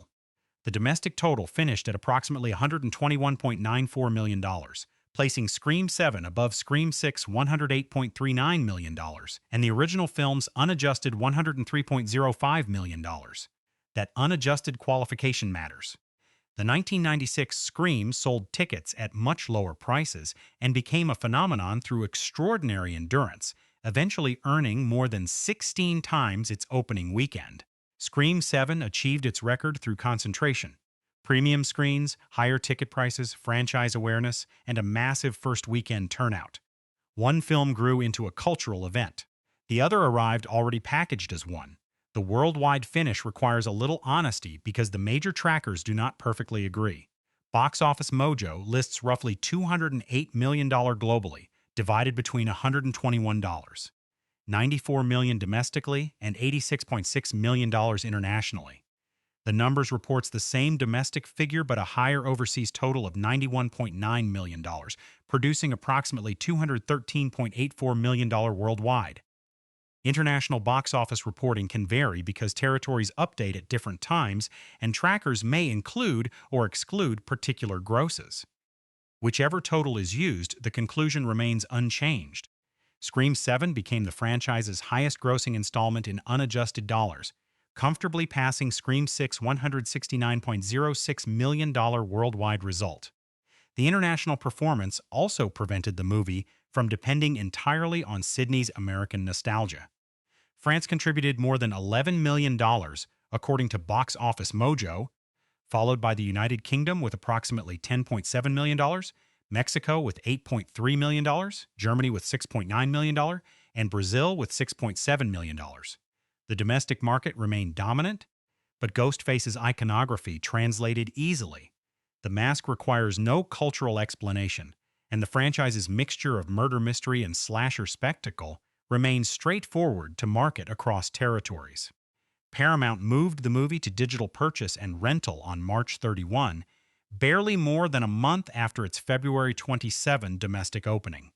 That quick transition allowed the studio to capitalize while attention remained high, though no verified public figures reveal exactly how much the release earned through digital sales, rentals, or later physical media. The theatrical result alone, however, generated roughly 4.6 to 4.8 times the reported production budget, depending on which worldwide tracker is used. That does not provide a precise profit statement, but it strongly indicates a commercially successful release once subsequent home entertainment value is considered. Financially, the gamble worked. Scream 7 proved that Sidney Prescott remained valuable, that Kevin Williamson's name carried marketing power, and that franchise controversy did not automatically erase audience curiosity. But the brutal second weekend decline tells another story. Awareness was stronger than sustained enthusiasm. People came. They came fast. Whether they liked what they found, and whether critics believed the franchise's creative resurrection matched its commercial one, is where the victory becomes far more complicated. Critics did not simply dislike Scream 7. Many treated it as evidence that the franchise had become the kind of exhausted sequel machine the original movie once mocked. Rotten Tomatoes settled at 30% from 221 reviews, while Metacritic recorded a 35 from 42 critics, numbers placing the film firmly in generally unfavorable territory. The language was unusually severe for a series whose weaker entries had traditionally been defended as entertaining misfires. Reviewers repeatedly described the movie as stale, mechanical, and over-dependent on recognition. The accusation beneath nearly every negative review was the same. Scream still remembers its mythology, but it has forgotten how to surprise us with it. Owen Gleiberman's Variety review captured the more measured version of that disappointment. He acknowledged that Kevin Williamson's supplied enough shocks and jokes to keep the machinery moving, yet argued that the promised return to basics ultimately became something merely basic. The Guardian was kinder, calling the film messy but passably entertaining and finding signs of life beneath its visible production wounds. Then Brian Tallarico at RogerEbert.com went for the throat, condemning the direction, dialogue, low-light photography, and killer reveal, while arguing that the movie shallowly reproduced moments that worked better elsewhere. 3 reactions. Same pressure point. The film could deliver the recognizable shape of Scream, but critics questioned whether anything alive remained inside that shape. Even the negative reviews tended to agree on one major success: Neve Campbell. Her return gave the movie an emotional legitimacy that the screenplay could not manufacture alone.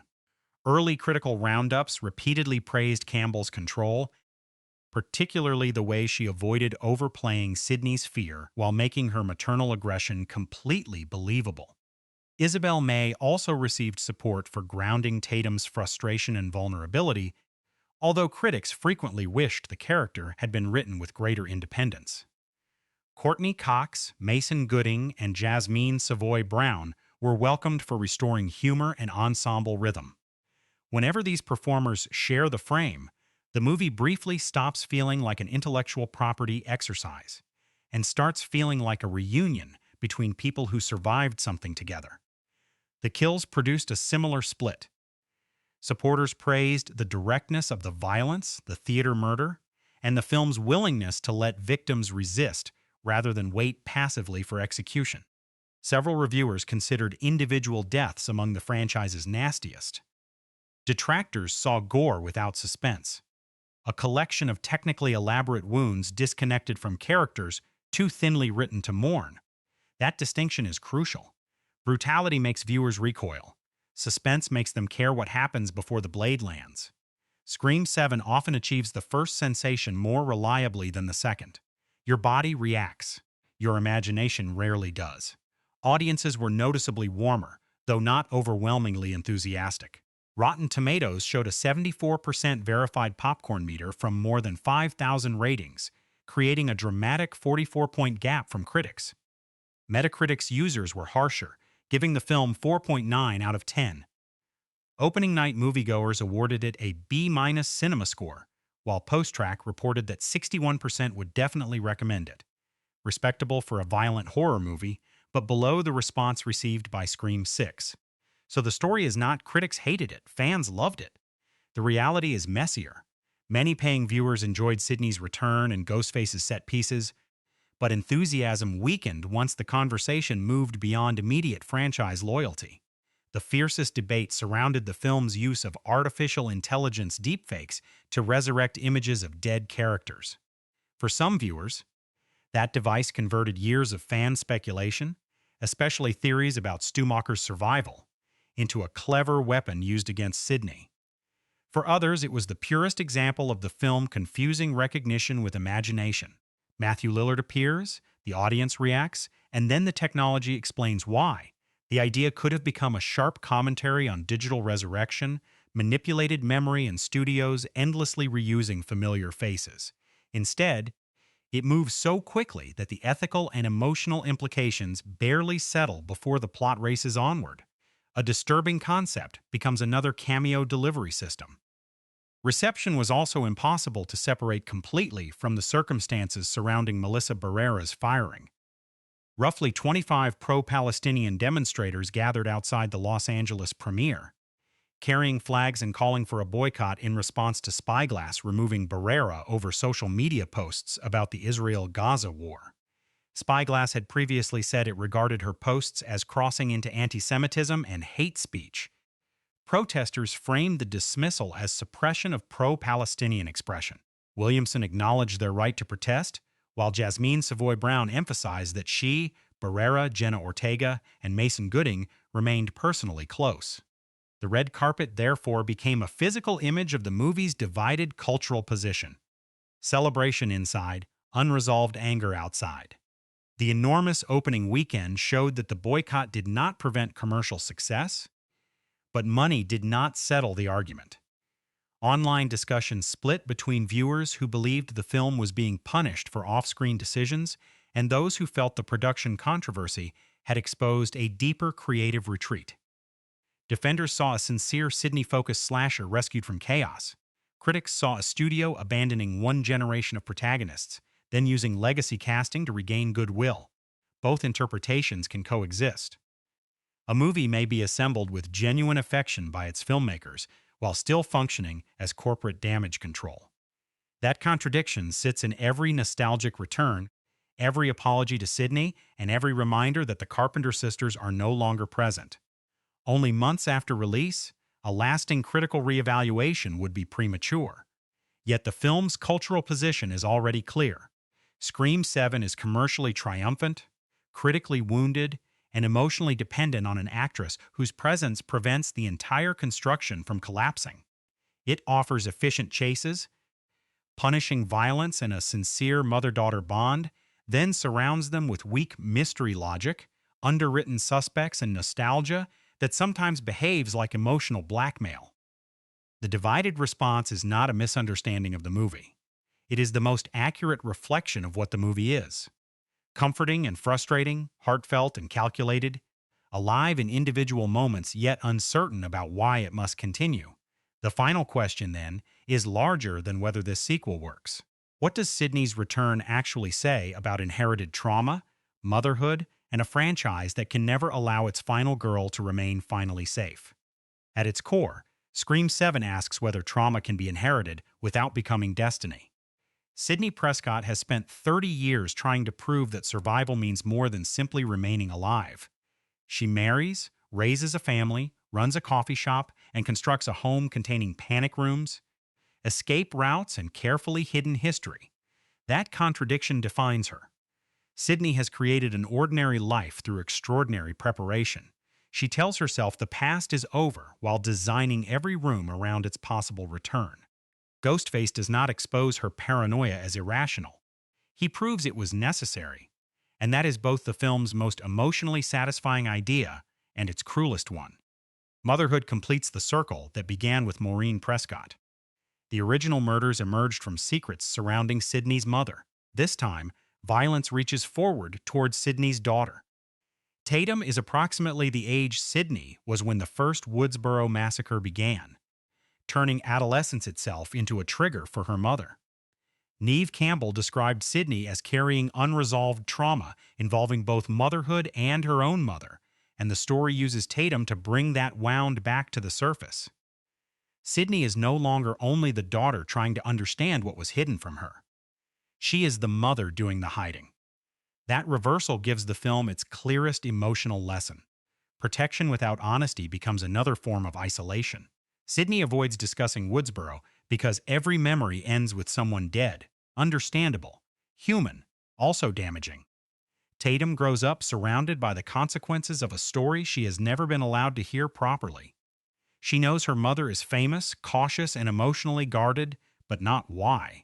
Ghostface exploits that silence, forcing Tatum to learn Sidney's history through violence rather than conversation. The real inheritance is not the knife, the mask, or the title of final girl. It is the burden of living inside a family shaped by events nobody knows how to discuss. Jessica Bowden twists that idea into fanaticism. Inspired by Sidney's memoir Out of Darkness, Jessica kills her abusive husband and becomes obsessed with the version of Sidney she has created in her mind. When Sidney withdraws from public life and stays away from the New York killings, Jessica interprets privacy as betrayal. With Marco's help and Carl as an expendable first attacker, she engineers a new massacre designed to kill Sidney in front of Tatum and manufacture the daughter as Sidney 2.0. Jessica does not admire Sidney as a person. She worships survival as entertainment. That motive is the movie's sharpest piece of franchise commentary, even though Kevin Williamson said family, rather than a large meta-concept, was the central goal. Jessica behaves like the worst kind of legacy franchise audience member. She claims ownership over a character because that character once helped her. Sidney must keep suffering, in Jessica's view, because suffering is what makes her meaningful. Retirement becomes selfishness. Happiness becomes bad storytelling. The killer's plan turns fan entitlement into physical violence, punishing Sidney for refusing to perform her trauma on demand. And here is where Scream 7 becomes uncomfortably self-aware. The movie condemns Jessica for dragging Sidney back into the narrative while doing exactly that itself. Sidney had already earned multiple endings. The franchise keeps reopening her wounds because audiences still respond to Neve Campbell, Ghostface still sells tickets, and nostalgia remains commercially powerful. The film recognizes this contradiction but cannot solve it. It argues that Sidney deserves peace, then builds its entire existence around destroying that peace again. That tension is not necessarily hypocrisy. It may be the most honest thing about a seventh Scream movie. The artificial recreations of Stu, Mrs. Loomis, Roman, and Dewey deepen the same theme. Marco uses AI-generated images to make Sidney's past speak again, reducing dead friends and enemies to digital puppets. The technology is intentionally grotesque. Memory without humanity, faces without presence. Dewey's appearance hurts because Sidney, and the audience, knows the image is false while still reacting to the person it imitates. In conceptual terms, this is the movie's strongest horror idea. A franchise literally resurrects familiar faces because it cannot stop consuming its own history. The execution moves too quickly, though. What could have become a disturbing meditation on digital immortality often feels like a rapid cameo reel. The finale succeeds when Sidney and Tatum reject Jessica's proposed succession. Jessica wants trauma to move neatly from mother to daughter, creating another marketable final girl. Instead, Sidney and Tatum survive together. Mark returns, Tatum escapes her restraints, and mother and daughter help kill the remaining ghost faces rather than allowing Sidney's death to become Tatum's origin story. Afterward, Sidney explains that her daughter was named for Tatum Riley, finally transforming withheld history into shared memory. Tatum inherits a name rooted in loss, but she is no longer condemned to repeat the exact life attached to it. That is where the film earns its emotional ending. Sidney does not defeat trauma by forgetting it or pretending she has permanently conquered fear. She begins healing by speaking. Her reconciliation with Gale follows the same pattern. Their friendship has always been built from distrust, exploitation, loyalty, and repeated survival. When Sidney finally acknowledges that she trusts Gale, the moment works because it does not erase their history. It accepts the strange family that history created. Gale, Tatum, Mark, Chad, and Mindy survive not because the past disappears, but because connection prevents Sidney from facing it alone. As a slasher, Scream 7 is efficient, violent, and intermittently tense. As a mystery, it is one of the franchise's weaker entries. The suspects lack dimension, the killer reveal cannot support the buildup, and several callbacks arrive with more confidence than purpose.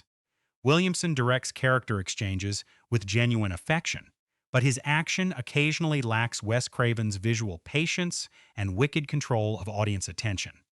Neve Campbell holds the movie together. Isabel May gives its future a pulse. Marco Beltrami gives its past a voice. The pieces work more often than the complete machine. My verdict? 6 out of 10. It is neither the franchise resurrection promised by its record-breaking opening, nor the creative corpse described by its harshest critics. It is a wounded, sincere, overstuffed homecoming, strongest when Sidney is treated as a mother, and weakest when she is treated as intellectual property. Longtime viewers will find emotional value in Campbell's return, the family-centered tension, and several vicious set pieces. Viewers seeking the ingenuity of the original or the momentum of Scream 6 will feel the seams. Perhaps Sidney's true victory is not killing another Ghostface. It is refusing to let strangers, killers, fans, or filmmakers decide what her suffering must mean. Scream 7 understands that idea clearly, even if the franchise itself may never have the courage to obey it.